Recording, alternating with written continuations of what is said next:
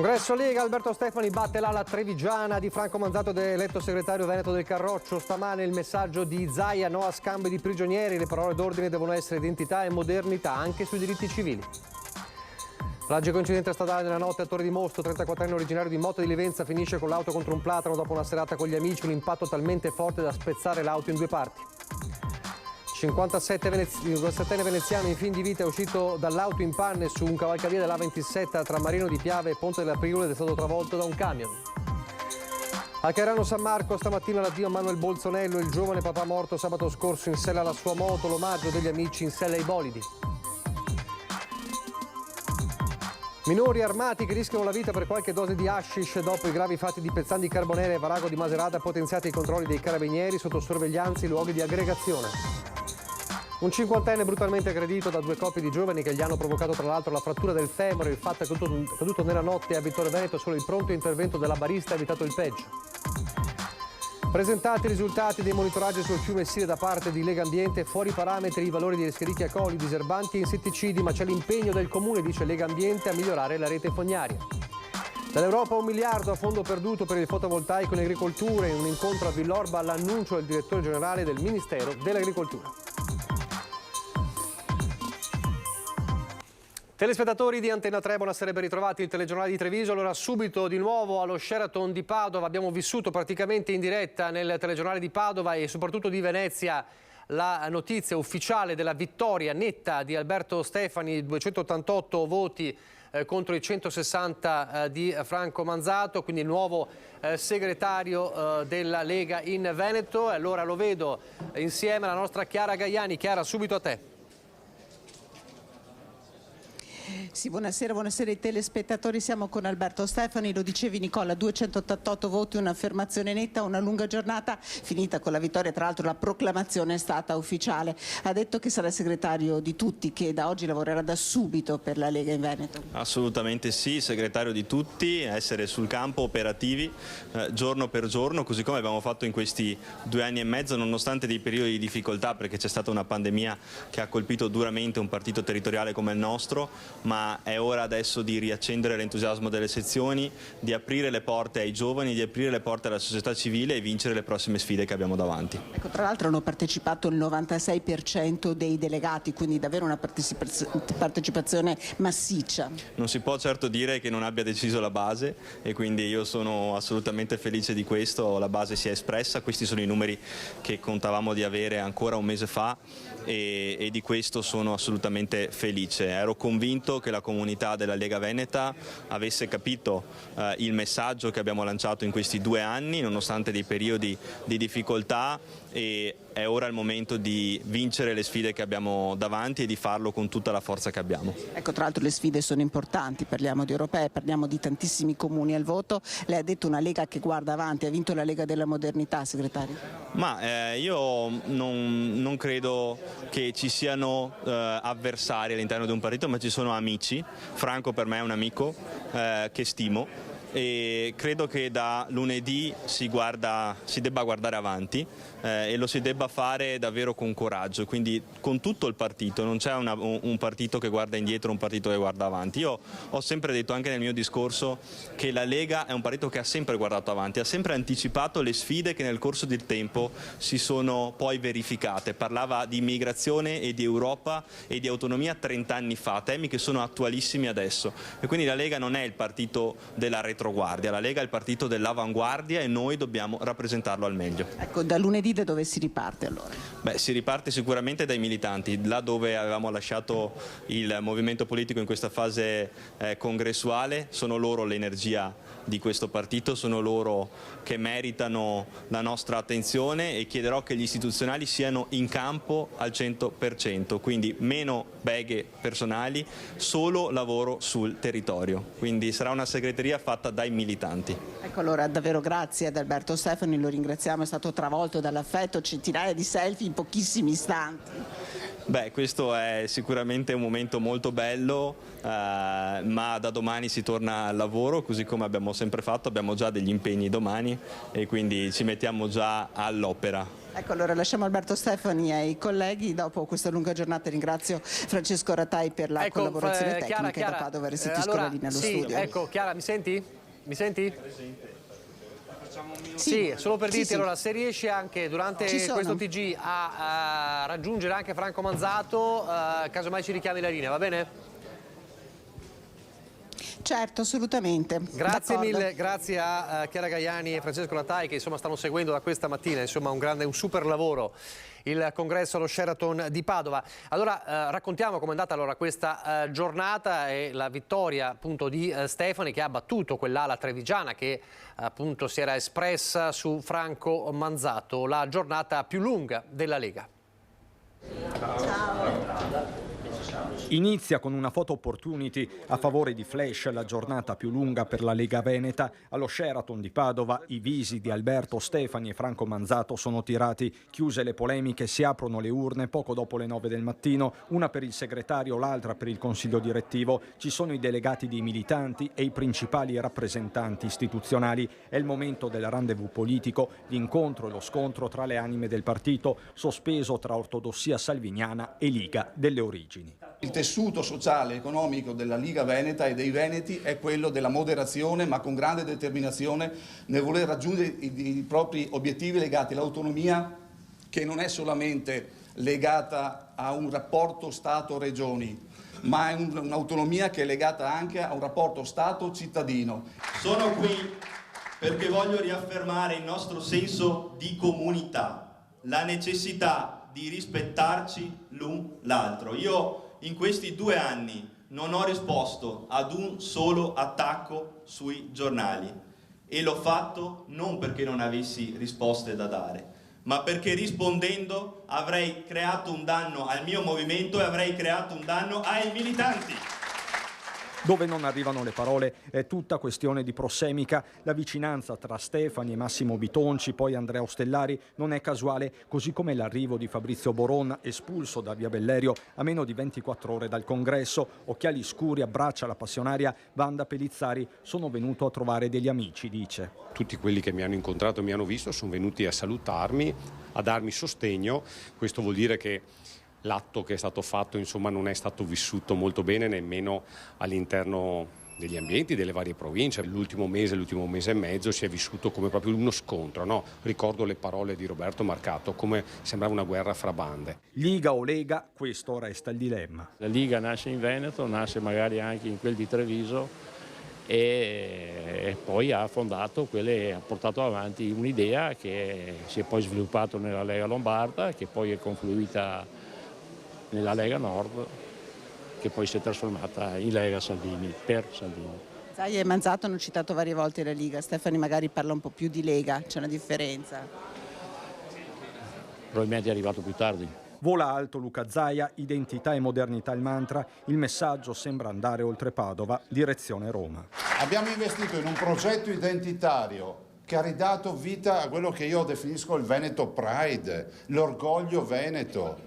Modernità vuol dire anche che noi non siamo quelli con l'anello al naso e gli altri hanno capito tutto. E vi parlo dei diritti civili, vi parlo delle grandi battaglie che noi abbiamo fatto, perché la gente da noi si aspetta che indichiamo la via, non che ce la facciamo indicare. Perché noi dal segretario ci aspettiamo che sia un segretario inclusivo, che sia un segretario che comunque abbraccia tutte le idee, il dibattito, che sia un segretario che comunque non si avventuri nello scambio di prigionieri, perdonatemi l'espressione. Li hanno già fatti. Li hanno già fatti. Io sono un prigioniero, no? Sono uno che in battaglia è stato colpito come tanti altri. Ecco, questo non doveva succedere e purtroppo questo lascerà uno strascico. E adesso in attesa di collegarci di nuovo con Padova per capire se c'è la possibilità di sentire anche Franco Manzato. No, dico, ecco, questo è il congresso ancora allo Sheraton. Andiamo un attimo con la cronaca, poi torniamo sulla Lega perché c'è un'altra notizia importante. Dico anche alla regia a Stefano, a Mattia Pizzaia e a Marco Gagliazzo. Vediamo la tragedia avvenuta a Torre di Mosto, un 34enne originario di Motta di Livenza che è morto schiantandosi con l'auto su un platano. Una rosa è stata deposta ai piedi del platano contro il quale poche ore prima si è scontrata l'automobile di Christopher Vidali, un segno di cordoglio per l'ennesima tragedia sulla strada, per una giovane vita spezzata troppo presto. Christopher aveva appena 34 anni, originario di Motta di Livenza, viveva a Torre di Mosto vicino al confine comunale con Eraclea. Ad Eraclea ci si arriva lungo la provinciale 57, che in questa tratta si chiama Via Parada e collega le frazioni di Stretti e Staffolo attraverso un lungo rettilineo e la curva nei pressi della quale è avvenuto l'incidente mortale. La Volvo di Vidali, che tornava a casa dopo una serata con amici, è finita fuori strada contro questo platano. Un impatto violento che ha spezzato in due l'automobile. La parte posteriore è finita a qualche decina di metri di distanza. Lungo la strada rimangono ancora un fanale, un pezzo dell'abitacolo, un paraurti incastrato tra i rami di un albero. Dopo l'allarme lanciato da alcuni automobilisti, immediato l'intervento del 118, ma i sanitari non hanno potuto far altro che constatare la morte del giovane. Sul posto anche i vigili del fuoco e i carabinieri per i rilievi. La scomparsa di Christopher ha immediatamente destato profondo cordoglio in tutta la comunità. Tra coloro che si sono stretti ai familiari in queste ore, anche il sindaco di Torre di Mosto, Maurizio Mazzarotto. Nella Marca Trevigiana invece lungo la 27 tra Mareno e Ponte della Priula un altro gravissimo incidente. Abbiamo una situazione in cui c'è un 57enne in fin di vita, un 57enne veneziano, pensate l'auto in panne lungo il cavalcavia dell'A27, esce dall'auto in panne e viene travolto da un camion. Stava guidando in direzione Treviso lungo la A27 quando la sua auto ad un tratto ha avuto un problema meccanico. Un 57enne residente nel Veneziano è stato costretto a rallentare ed accostare lungo la carreggiata in un punto dove non c'è la corsia d'emergenza. La dinamica è ancora al vaglio delle forze dell'ordine, ma secondo una prima ricostruzione l'automobilista, che avrebbe utilizzato anche il giubbotto caterinfrangente, appena sceso dalla macchina è stato travolto da un auto articolato. L'impatto devastante. L'uomo scaraventato a terra. Immediatamente sono stati allertati i mezzi di soccorso. Sul posto anche l'elicottero del SUEM 118. Gravissime le condizioni del 57enne che è stato trasportato all'ospedale di Treviso. Il grave incidente è avvenuto poco prima di mezzogiorno sulla 27 nel tratto compreso tra Mareno di Piave e Ponte della Priula. Mentre stamane a Cairano di San Marco l'addio a Manuel Bolzonello, il giovane papà di 37 anni morto proprio sabato scorso in sella alla sua moto.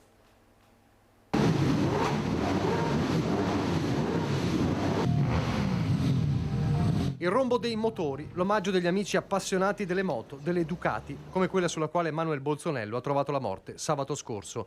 Ci sono anche loro, i compagni delle due ruote, assieme alle comunità di Trevignano, dove abitava da 3 anni con la sua Jessica, e di Cairano San Marco, dove era nato e cresciuto. E poi la famiglia, distrutta da un dolore lancinante per dover dare addio al suo Manuel. Fra poche settimane la piccola Giorgia, sua figlia, compirà 3 anni, ma a festeggiarla non ci sarà il papà. Facciamo fatica ad accettare Manuel così giovane che ci lascia. Lui che aveva tanti sogni, progetti per il suo futuro.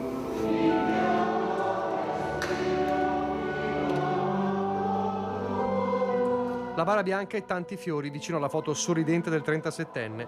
Nella chiesa di Cairano prevale il silenzio del dolore, delle domande che, come sempre, restano senza un perché.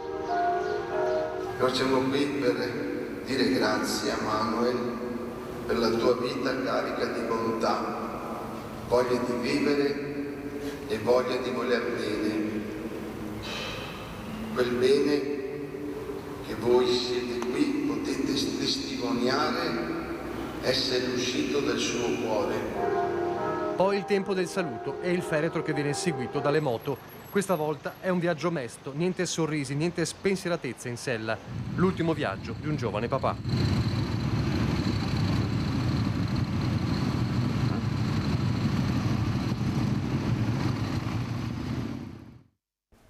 Adesso torniamo alla politica perché c'è una notizia clamorosa che è anche il risultato del congresso della Lega e è un risultato che ha a che fare con Stefano Marcon. Che su un post di poco fa, di un'ora fa circa, ha postato un durissimo sfogo sulla Lega, ve ne leggeremo alcuni passi adesso, ma soprattutto ha presentato formalmente le sue dimissioni da sindaco a Castelfranco Veneto. Stefano Marcon è anche presidente della provincia. Vi leggo alcuni passaggi di questo post durissimo. A qualcuno hanno ucciso un sogno, il riferimento è alle parole di lunedì scorso di Roberto Marcato. A me l'hanno trasformato in un incubo. Premetto, ha scritto nel post, che ho aspettato il termine del congresso regionale della Lega per non influenzare un momento già difficile per scrivere quello che leggerete. E poi c'è la storia, insomma, della sua carriera nella Lega, politicamente nato nel 99, mi sentivo un po' a disagio, ma il sogno di vedere un Veneto autonomo, il sogno di vedere un Nord più valorizzato appassionava molti giovani. Parla dei tempi in cui si vedevi a Pontiga gente con le corna e qualcuno reclamava anche il muro sul Po. In questo senso parla di disagio di quei giorni. Però c'era questo sogno, dice Marcon, scusate, di un Veneto autonomo, il sogno di vedere un Nord più valorizzato. Poi la disamina della sua carriera sindaco e poi presidente della provincia, anche di quello che ha raggiunto come sindaco di Castelfranco e come presidente della provincia. E poi scrive qualche rognetta: assessori che lavorano un paio d'ore alla settimana senza scrupoli rispetto alle indennità che prendono, consiglieri che creano il gruppo misto e condizionano l'attività amministrativa rimanendo leghisti, consiglieri entrati per surroga, scrive Marcon, che vanno nel gruppo misto, i quali mi hanno pregato di entrare in lista, che adesso si sentono gli strateghi politici della città. In Lega ne ho visti espulsi, sospesi per molto meno. Sport diffuso, continua Marcon nel messaggio, dileggiare membri di giunta tanto da farli dimettere. Molti leghisti oggi dicono che la Lega strizza l'occhio alle comunità LGBT per questioni meramente di consenso. Lega che, sarà pure per obbligo di legge, crea centri per il cambio di sesso. Qui i riferimenti ovviamente non sono alla città di Castelfranco, ma è ad altro evidentemente. Ponte sullo Stretto di Messina, insomma, stesso disagio, forse un po' di più di quando vedevo i leghisti con le corna. Un incubo, continua Marcone, ancora niente autonomia e sempre meno Nord. Un clima interno di sfiducia totale nei confronti di persone con le quali ho condiviso molto del mio percorso. Altro incubo. Castelfranco Veneto, scrive Marcon nel post, non merita di essere vincolata da certi figuri che tengono sotto scacco l'amministrazione per questioni meramente personali. Il riferimento torna a Castelfranco. Ho dato il massimo per portare a casa i risultati, continua Marcon. Allora, con tutto il peso della responsabilità che sento, è meglio svegliarsi dall'incubo e tornare nel mondo reale. Almeno, conclude Marcon nel post, non avrò sulla coscienza l'essere stato complice di questo meccanismo per opportunità. Perché sento di dire anche questo. Ringrazio tutti coloro che sono stati leali con me, ringrazio anche chi non lo è stato, ma solo per dovere. Avanti sempre. E poi scrive, adesso spengo il telefono, ha scritto questo nel messaggio, in questo messaggio bomba su Facebook, Stefano Marcon, che appunto ha poi deciso le dimissioni, di presentare formalmente le dimissioni. Dunque un terremoto davvero che segue il congresso regionale della Lega, con anche precise accuse anche ai vertici. Ebbene, ovviamente una scelta e delle parole molto dure che non mancheranno di avere anche conseguenze. Cercheremo dunque di approfondirle nelle prossime edizioni dei nostri telegiornali. Ed è lo strascico che evidentemente continua nonostante la necessità e la volontà dello stesso Stefani, nuovo segretario regionale, di ricompattare la Lega. Evidentemente gli strascichi ci sono ancora. Adesso torniamo alla cronaca, ma era doveroso darvi questo aggiornamento di politica. Le ore di angoscia a Riese Pio X per la scomparsa di Morillo de Dallan, 43enne di origini dominicane che abita a Vallà di Riese con il marito e il figlio. La donna si è allontanata di casa ieri sera alle 21:30 e non ha più fatto ritorno. Al momento dell'allontanamento la donna indossava una t-shirt arancione, un paio di pantaloni jeans blu e scarpe nere. In caso di ovviamente notizie di avvistamenti bisogna contattare subito la compagnia Carabinieri di Castelfranco Veneto. Facciamo ancora vedere un po' l'immagine di questa 43enne di origini dominicane. Ripeto, indossava una t-shirt arancione, un paio di pantaloni jeans blu e scarpe nere. Torniamo a parlare adesso dell'accoltellamento a Pezzan di Carbonera. Il ragazzino di 16 anni è coltellato alla schiena, ovviamente una situazione che ha richiamato a quanto accaduto a Varago di Macerata, l'omicidio di Aymen, minori armati che rischiano la vita per qualche dose di hashish. Allora c'è il potenziamento dei controlli dei carabinieri nei luoghi di aggregazione. Il sangue sul ciglio della strada in un parco pubblico, sangue di giovanissimi in lotta per qualche dose di droga, ma soprattutto bande di minori che girano armati, coltelli per lo più, ma anche bastoni o pistole soft air. Un fenomeno allarmante attenzionato dai carabinieri che hanno potenziato i controlli. Proprio nell'ottica di ricercare l'eventuale abuso di stupefacenti in contesti giovanili e anche cercare di rinvenire eventuali armi bianche che questi ragazzi, molto spesso minorenni, come purtroppo abbiamo visto in recenti episodi, dimostrano di detenere a seguito. Pezzan di Carbonera, Varago di Maserata, 2 fatti gravi esplosi per lo stesso motivo, la cessione di droga. Nell'ultimo episodio il 16enne, che si trova ancora in prognosi riservata, ha rischiato di morire. L'11 maggio la tragedia si è consumata vicino ad un giardino pubblico, stessa dinamica, stesso movente. Questa volta non va bene e sul prato rimane senza vita il 17enne Aymen Adda Benameur. Bande di ragazzini che partono armati da casa per andare a vendere o ad acquistare hashish o marijuana. Poi la cronaca è la stessa, il litigio violento dove spuntano le armi. Cercheremo di monitorare i luoghi di aggregazione giovanili, quindi tradizionalmente parchi all'esterno di esercizi pubblici, piuttosto che presso le fermate e le stazioni degli autobus e dei treni, quindi punti di passaggio e punti di ritrovo giovanili. Intanto i carabinieri continuano ad indagare sulla rissa sfociata nel sangue a Carbonera. 3 i feriti, il 16enne in prognosi riservata, l'amico coetaneo con qualche contusione ed il presunto aggressore in possesso del coltello a cui sono stati refertati 10 giorni di prognosi per alcuni traumi. Da accertare se i gruppi si conoscessero e se si fossero dati appuntamento per la cessione della droga. Forse uno dei 2 gruppi non voleva pagare o non era d'accordo sul prezzo. Dinamiche al vaglio dei carabinieri, mentre alle ore contate il 5° giovane di Breda scappato prima dell'arrivo dei militari dell'Arma. E poi la violenta rissa andata in scena nella tarda serata di ieri a Vittorio Veneto, un 50enne finisce in ospedale. Lui era buttato per così, io ero in mezzo, cerco di tenere il ragazzo in un andare meno aperto che possibile e anche un'altra ragazza che mi dava la mano. È stato il pronto intervento della barista a salvare da conseguenze ben peggiori un 50enne aggredito brutalmente da 2 giovani coppie. L'ennesimo fatto di violenza giovanile è accaduto la notte appena trascorsa in questo bar di San Giacomo di Veglia, sulla strada tra Vittorio Veneto e Columberto. Un locale molto frequentato perché è l'unico in zona a tenere aperto fino alle 4 del mattino. Ed è verso le 3 che sulla pensilina uno degli affezionati clienti, un 50enne di origini macedoni, stava chiacchierando con dei conoscenti quando sono arrivate 2 giovani coppie. 2 ragazzi marocchini, una ragazza nordafricana e l'amica italiana. Dopo essere stati una mezz'oretta a giocare a biliardo, si sono seduti tra i tavolini all'esterno del locale. La scintilla sarebbe stato il tenore alto della voce del macedone. Non è che lui ha iniziato a alzare la voce, lo conosco bene come persona, ieri sera era molto tranquillo, non ha fatto niente di particolare. Ma allora perché l'hanno aggredito?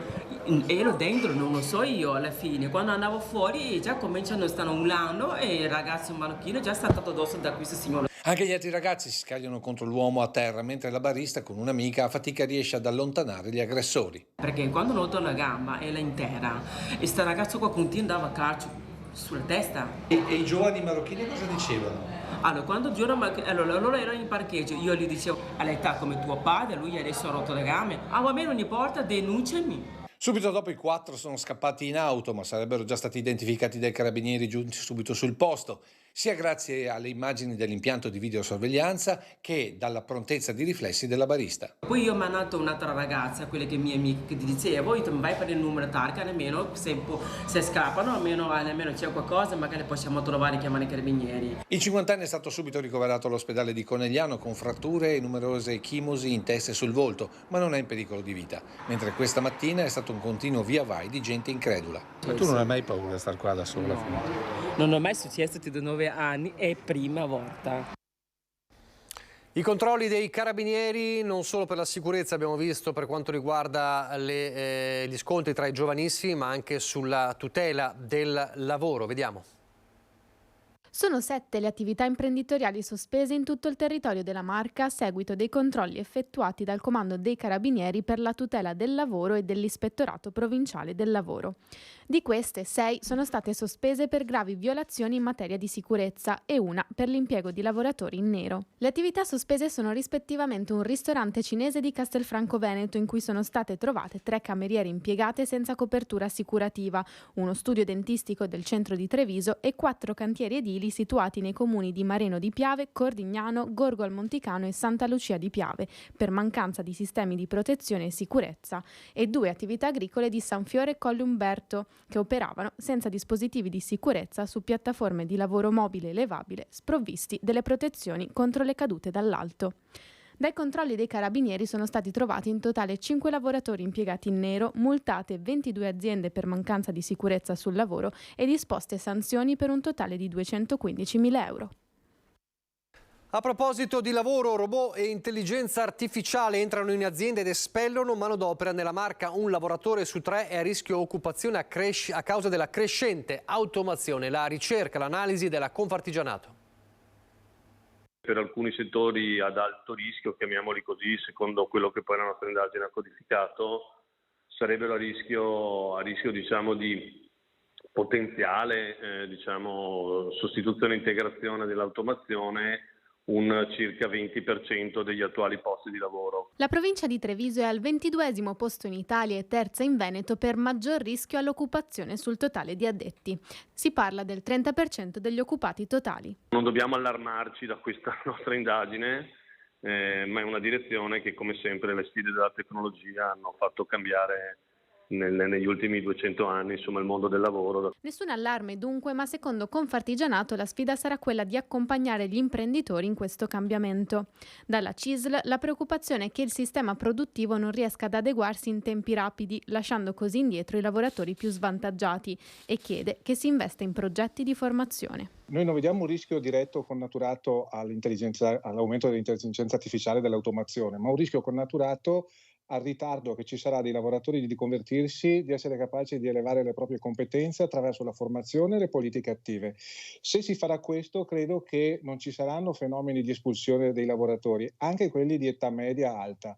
Bisogna che però il sistema produttivo economico, quindi l'artigianato, l'industria, il terziario, tutto il sistema produttivo sia in grado di elevare le competenze dei lavoratori.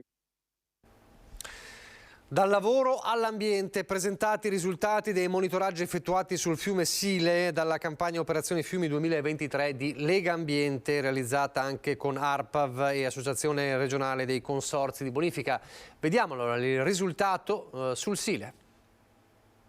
I risultati del fiume Sile sono ancora critici da alcuni punti di vista, perché ci sono 3 punti in particolare che sforano i livelli di qualità indicati da ARPAV, quindi abbiamo ancora delle criticità sul fronte della depurazione, anche se sappiamo che il Comune poi di Treviso in particolare sta investendo sull'allacciamento e la costruzione di una rete fognaria che serve e indispensabile in città. I parametri osservati, oltre il batterio Escherichia coli ricercato per verificare il livello di depurazione delle acque, sono il glifosato, diserbante utilizzato soprattutto in agricoltura, e gli insetticidi diventati famosi per la flavescenza dorata. Dobbiamo arrivare almeno a un 80-85% di realizzazione della rete fognaria. Questo passa per risorse, perché costa molto farla, però abbiamo messo in cantiere una delle opere più importanti tramite ATS, che è il collegamento del centro storico al depuratore di Sant'Antonino.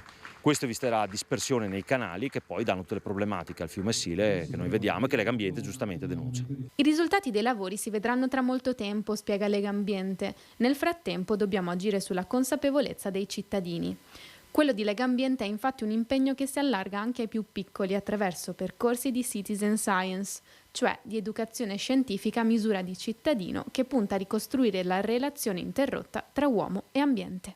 Non ci rendiamo conto del nostro impatto, quindi il carico antropico, cioè la pressione che noi abbiamo nei confronti dell'ambiente, anche attraverso questi dati ci fa capire che è molto importante e che dobbiamo tutti assieme, in particolar modo appunto la cittadinanza e chi è espressione della cittadinanza, quindi le amministrazioni, devono darsi da fare per rispettare anche quelli che sono i 2 articoli della Costituzione che parlano proprio di ambiente, in particolar modo, e di come noi dobbiamo occuparci del bene comune.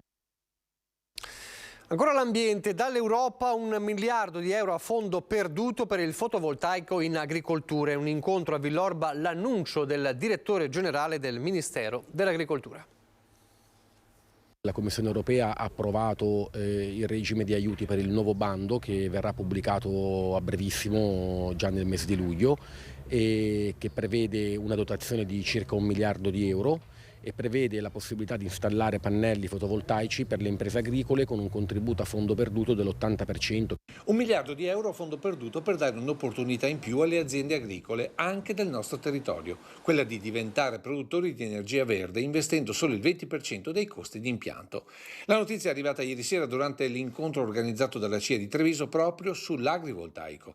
Del resto le aziende agricole vantano aree importanti come i tetti dei magazzini e delle stalle da coprire di pannelli per la produzione energetica. Un settore, quello della produzione elettrica, finora in parte penalizzato dalla norma che limita gli impianti al solo scopo dell'autoconsumo, ora superato grazie al confronto tra agricoltori e Ministero. Limitarsi al solo autoconsumo, quindi a costruire i pannelli sui tetti solo attraverso l'autoconsumo dell'azienda, fosse limitativo per il bando stesso. Sarà incentivato il consumo associato tra aziende sul modello delle comunità energetiche e contemporaneamente sarà normata l'installazione di impianti a terra per limitare speculazioni e consumo del suolo. L'obiettivo è di rendere ogni azienda agricola anche una piccola centrale elettrica per sé e per il mercato. È una grandissima opportunità per il settore agricolo perché consente da un lato di investire nella sostenibilità della produzione, ma dall'altro anche nella sostenibilità economica. Un'opportunità economica per il presidente veneto di CIA, ma anche una risposta a chi vorrebbe l'agricoltura fanalino di coda dell'economia regionale e nazionale. Noi siamo per un'agricoltura innovativa, siamo per un'agricoltura del futuro, sappiamo che la nostra agricoltura qualche problemino c'era, però ci sono strumenti per poter risolvere, per poter proiettarci in questa transizione green, in questa anche transizione energetica, da vincenti e non da perdenti, come spesso alcuni anche movimenti ideologici ci vogliono far passare. Intanto a Susegana è stata presentata la 5ª edizione di Vite in Campo, la rassegna dedicata alla innovazione agraria.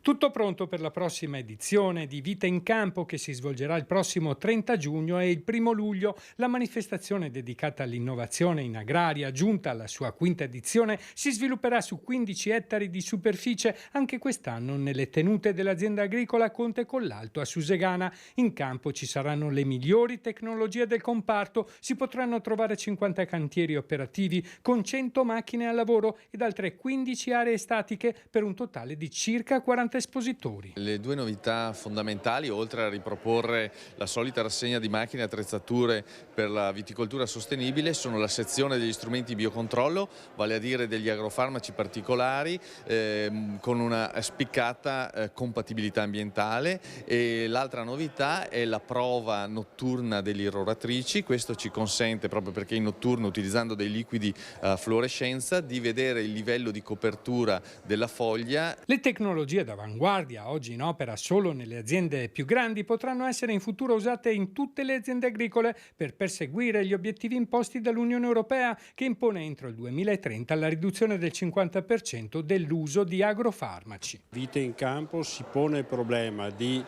poter svolgere l'attività agricola utilizzando anche la chimica, ma utilizzandola in maniera parsimoniosa, perché accanto alla chimica viene affiancata tutta una tecnologia che permette un utilizzo molto più razionale e molto più contenuto della chimica. Un argomento di stretta attualità, viste le sfide sempre più complesse a carico del comparto: impatto ambientale, cambiamento climatico, fenomeni atmosferici imprevedibili e avversità biotiche sempre più difficili da contrastare. Il territorio va tutelato con la presenza dell'agricoltore e l'agricoltore va tutelato con un'economia che possa essere certa. Di copertura stiamo seguendo anche già da qualche anno, nata proprio qui a Treviso, questi fondi mutualistici, dove diamo delle coperture dove la compagnia di assicurazione attualmente non le sta dando. Ha attirato tanti appassionati la Ferrari dello storico pilota Michele Alboreto nella nuova stazione di servizio in tangenziale a Treviso. A gestirla 2 giovani del posto, la scommessa, dicono, sono le energie rinnovabili. Mi piace la Ferrari perché batte tutte, è velocissima. Un sogno che diventa realtà per Raul, una Ferrari vera sulla quale scorazzare, ovviamente con la fantasia, e non una Ferrari qualsiasi, ma quella di Michele Alboreto con la quale sfiorò la vittoria mondiale nel 1985, un pezzo di storia italiana arrivato a Treviso nel giorno del taglio del nastro al nuovo distributore in tangenziale. A gestirlo due fratelli giovanissimi, Sara e Marco Nascimben, provenienti da una famiglia storica nell'autotrasporto. Un po' il cambio di avventura da quello che facevamo prima, pur restando comunque nell'ambito. Siamo attrezzati con il metano liquido per i mezzi pesanti, abbiamo il metano compresso per le automobili e siamo provvisti anche di GPL. Stiamo predisponendo la colonnina per l'elettrico. Nuove tecnologie per una nuova sfida in un momento fatto di tanti interrogativi sul futuro del diesel e sull'andamento dei prezzi anche nel breve periodo. È difficile stabilirlo, ce lo auguriamo tutti, sia come gestori che come consumatori, che speriamo che vada giù il prezzo in modo che ci siano più consumi anche per tutti. E noi torniamo per un secondo alla notizia con la quale abbiamo praticamente seguito la proclamazione e l'ufficialità della vittoria di Alberto Stefani al congresso regionale della Lega e già la prima patata bollente da gestire. Rivediamo allora le immagini di Stefano Marcon, perché come vi dicevamo già all'inizio del nostro telegiornale di Treviso, Stefano Marcon si è dimesso da sindaco di Castelfranco, un vero e proprio terremoto nel Carroccio e in città. Decadrà evidentemente anche da presidente della provincia. Un post di qualche ora fa su Facebook nel quale in modo molto duro attaccava sia la Lega che parte della sua maggioranza a Castelfranco, attacchi anche ovviamente ai vertici della Lega, deluso evidentemente anche del risultato con la sconfitta dell'ala trevigiana di Franco Manzato netta al congresso regionale nel quale ha vinto Alberto Stefani, dunque si è dimesso dalla carica di sindaco di Castelfranco Veneto. È dunque davvero la prima gatta da pelare, la prima patata bollente per il neo segretario regionale Alberto Stefani, vista anche la presenza importante, insomma il peso di una figura come Stefano Marcon all'interno del movimento della Lega. Ci torneremo fra poco, prima però la pagina di Belluno.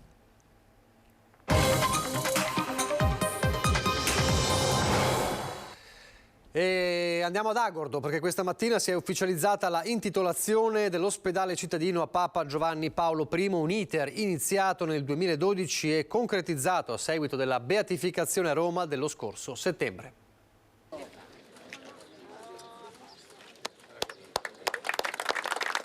Intitolare l'ospedale, quindi un luogo, una sede dove la gente viene quando ha bisogno, viene per un primo soccorso, viene per essere curata, a una figura come il beato Papa Luciani, che sempre nella sua vita si è prodigata per i più bisognosi, per gli umili e per le persone in difficoltà. Credo veramente sia un accostamento azzeccatissimo. Quella svelata oggi in occasione dell'intitolazione dell'ospedale di Agordo a Papa Giovanni Paolo I è una targa che ne simboleggia le origini nell'uso della pietra di Castellavazzo, l'umiltà nella sola incisione del nome del beato, ma anche la solidità e la forza a rappresentare un papa che tanto si è adoperato a sostegno degli ultimi e i fragili. Alla cerimonia hanno partecipato in moltissimi, tra autorità civili e militari non solo dell'Agordino ma dell'intera provincia, oltre alla regione, al personale sanitario dell'Ulsuno Dolomiti e ai molti cittadini accorsi per rendere omaggio al beato. Il nome di Papa Luciani unisce non solo l'Agordino ma unisce tutto il Veneto ed è un segnale importante che deve essere colto anche a livello nazionale. E lui ha avuto una sensibilità particolare proprio in quella che noi chiamiamo la pastorale della salute, perché penso che le sue origini l'hanno messo a contatto diretto con tante situazioni di sofferenza. Un'idea, quella dell'intitolazione, fortemente sostenuta dall'Unione Montana Agordina, ma anche dall'allora direttrice generale dell'Ulsuno, Maria Grazia Carraro, recentemente scomparsa, che ne ha seguito e supportato la realizzazione e che oggi trova il suo compimento. Unanimi il cordoglio nei suoi confronti e la lode all'impegno profuso affinché l'ospedale, che eroga annualmente quasi 50.000 prestazioni operazioni sanitarie mantenesse la sua centralità come riferimento per il contesto montano e i suoi abitanti in un panorama sanitario nazionale di grande difficoltà. Sicuramente questo momento di difficoltà complessiva del sistema sanitario. Alcuni territori di montagna soffrono un po' di più, proprio legati alla carenza del personale. E quale migliore occasione per festeggiare il termine dei lavori di ristrutturazione e ampliamento del pronto soccorso, unità che gestisce 12.000 accessi annuali e che vede oggi la conclusione del terzo e ultimo stralcio di interventi. La polemica contro il Comune di Belluno arriva dal Partito Democratico. Che la Commissione Pari Opportunità del Comune di Belluno abbia deciso di non aderire al Pride è la dimostrazione che l'esistenza stessa di questa commissione sia più una vetrina che uno strumento politico che lavori davvero per garantire pari opportunità e spazi per esprimersi. A dirlo la deputata trevigiana del Partito Democratico Rachele Scarpa, che accusa l'amministrazione comunale di omofobia istituzionalizzata in vista del Pride che si terrà nel capoluogo il prossimo 15 luglio, al quale il Comune ha scelto di non aderire. A supportare il biasimo di Rachele Scarpa anche la sezione bellunese del Partito Democratico. Fondo per i comuni confinanti, si è rotta una tradizione, se ne è confermata un'altra. Il riconfermato Dario Bond sarà infatti il primo presidente non parlamentare, ma sarà ancora e sempre un bellunese alla guida dell'ente. Dario Bond era e sarà ancora presidente del Fondo per i comuni confinanti, una istituzione creata per la valorizzazione e promozione delle aree territoriali svantaggiate confinanti con le regioni a statuto speciale. Tradizione voleva che il ruolo spettasse a un bellunese, nella cui provincia è collocato il maggior numero di comuni interessati, e così è stato. Sono stato riconfermato, devo ringraziare il Presidente Meloni e l'onorevole Roberto Calderoli che mi ha dato la fiducia.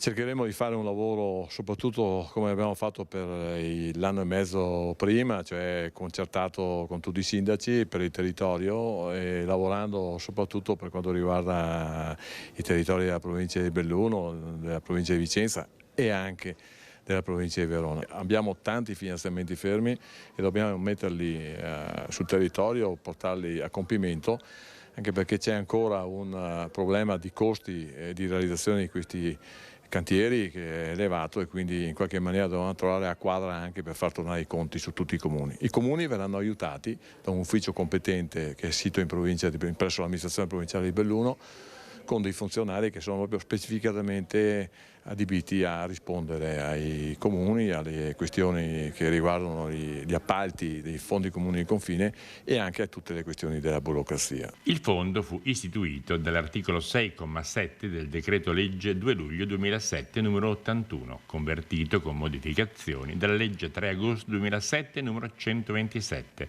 ed è destinato al finanziamento di progetti per lo sviluppo economico e l'integrazione a favore dei comuni finanzianti con le regioni a statuto speciale. Bond ne sarà presidente senza percepire alcun emolumento. Il lavoro verrà fatto gratuitamente, totalmente gratuito da parte mia. Io vado a Roma quasi tutte le settimane e vado in giro per i territori, compresa la Lombardia, però insomma ogni tanto bisogna anche essere non attaccati all'emolumento e al quattrino, ma dedicarsi totalmente agli altri, ai territori, ai bisogni, ai comuni e alla gente. Siamo davvero in chiusura, però facciamo un riassunto finale della questione politica. Abbiamo parlato della vittoria di Alberto Stefani su Franco Manzato al congresso regionale. Stefani dunque nuovo segretario regionale, e poco dopo è scoppiato il terremoto a Castelfranco con le dimissioni di Stefano Marcon da sindaco e quindi il decadimento anche di presidente della provincia. Un posto, l'abbiamo raccontato nel corso del telegiornale, durissimo contro la Lega e contro parte della sua maggioranza. Vi facciamo vedere anche questo documento, che è il documento ufficiale delle dimissioni. Il sottoscritto, appunto Stefano Marcon, rassegna le proprie dimissioni dalla carica di sindaco del comune di Castelfranco a decorrere dalla data odierna e quindi alla data di oggi. Questo è il documento delle dimissioni di Stefano Marcon. E ovviamente il tema politico è apertissimo a partire dalle prossime ore. Lo abbiamo detto nel corso del telegiornale, lo ribadiamo, la prima patata bollente per il segretario regionale ovviamente sarà una questione da gestire anche per il segretario provinciale, l'onorevole Dimitri Coin. Un addio dunque di Marcon alla carica di sindaco e giocoforza alla carica di presidente della provincia. È davvero tutto, vi lascio le previsioni del tempo. Grazie per averci seguito. Arrivederci.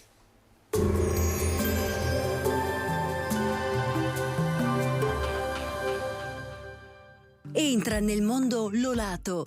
Da oltre 40 anni un team di professionisti per migliorare la qualità della tua vita. Centro del piede con servizi di podologia. Laboratorio per la produzione di plantari e calzature su misura.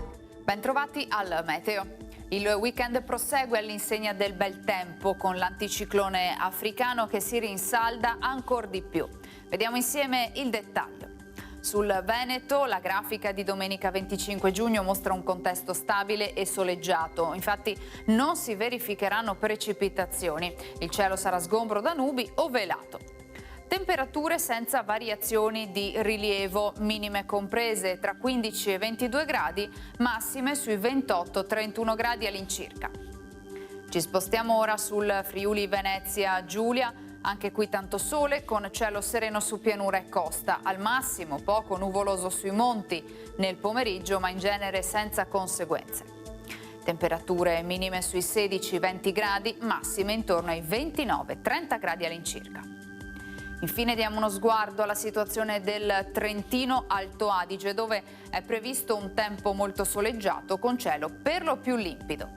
Temperature minime intorno ai 15-18 gradi, massime sui 29-33 gradi. Dal meteo per ora è tutto, vi auguro un buon proseguimento in nostra compagnia.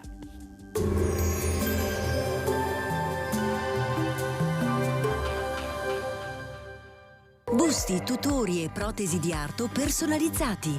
Ortopedia e sanitaria Lolato. A Treviso e Montebelluna. Lolato, soluzioni per star bene.